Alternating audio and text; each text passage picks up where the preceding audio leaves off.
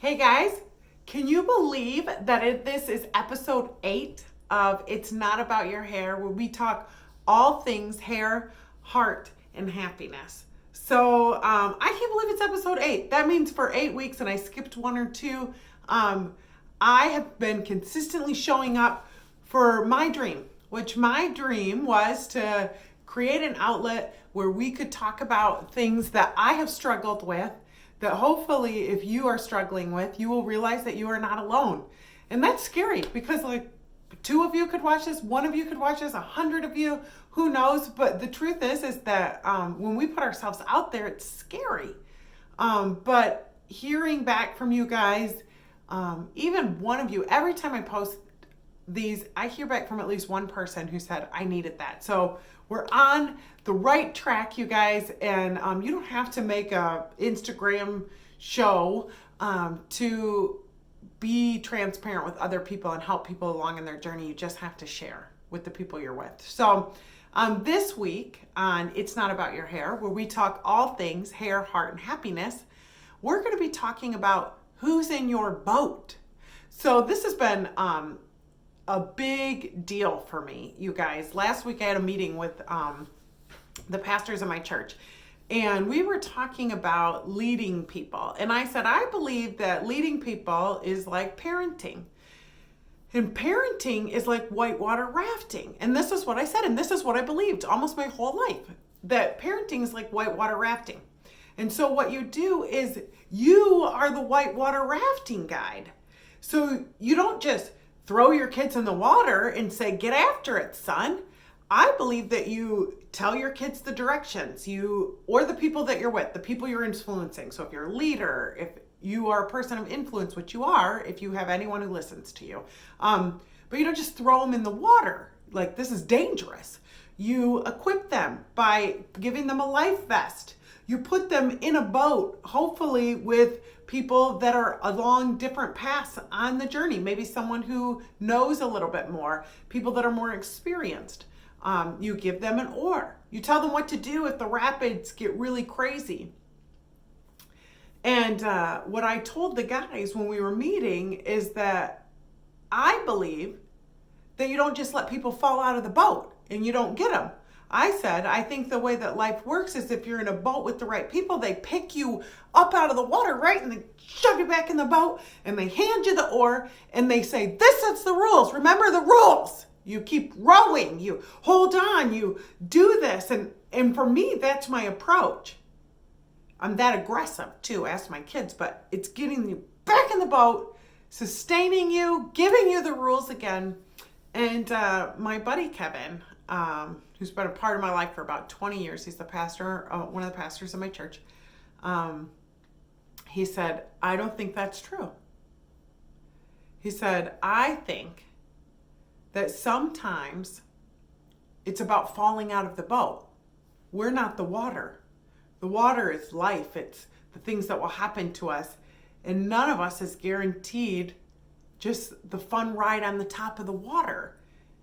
Some of us will fall out of the boat and we'll be able to get them. He said, but as a shepherd or as a leader, sometimes it's not safe for me to dangle too far out of the boat to try and get the person who fell out. I have to trust that they have their life jacket, that they know, even though they may scrape their knee and hit a thing and run into that, maybe they need all of those things to get them to clarity, and we'll see them on the other side. That was profound to me, you guys. And then he said to me, and I said, Kevin, that's not true. I said, someone has always put me back in the boat. That's why I'm here. That's why I can show up the way that I do. That's why I feel like I'm able to recover, because someone gets me when I'm out of the water. And he said, Casey, do I have permission to be honest with you? And I was like, oh, girl, I hate when people say that, because it usually means they're going to tell you something about yourself that you don't want to hear.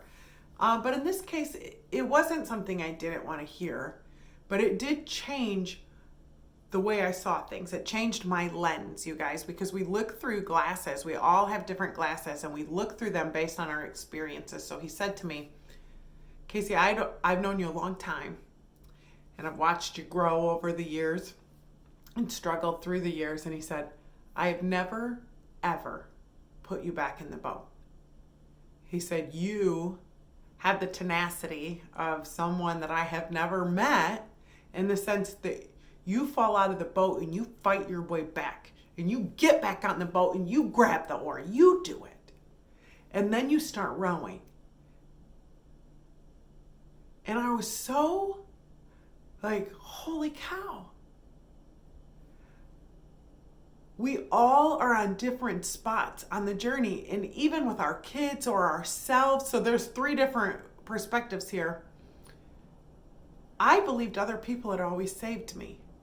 The other people had been in charge of the reason I had gotten back on the boat. But you guys, that was my spirit. That was, I believe, for me, God guiding me back. Like, I know I don't do well alone. That's something I learned in my journey. I've been in the water enough. I know that in the water, I get weird. So I need people on the boat that have more experience than me. And I also need people who have less experience than me, because it helps me to share my experience.